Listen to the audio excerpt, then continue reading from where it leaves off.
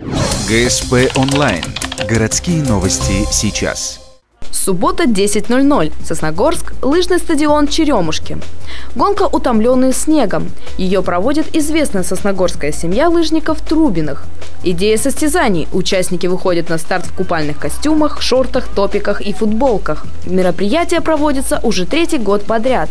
Однако сегодня спортсменов подвела погода. Снег с дождем и холодный ветер. Тем не менее, на старт вышло почти 60 человек.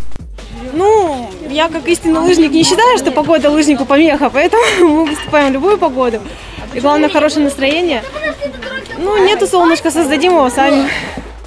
Возраст спортсменов разный. Самая юная участница 9 лет, а ветерану лыжного спорта 74 года. Мужчины бегут 4 круга по 1,5 километра, слабые всего 2. Детям разрешили не раздеваться, поэтому в легкой одежде соревнуются только взрослые. Трудности для лыжников возникли и с липким снегом. Но решить проблему помогли специальные мази для лучшего скольжения. В конце гонки участников согреют горячим чаем и наградят сладкими призами.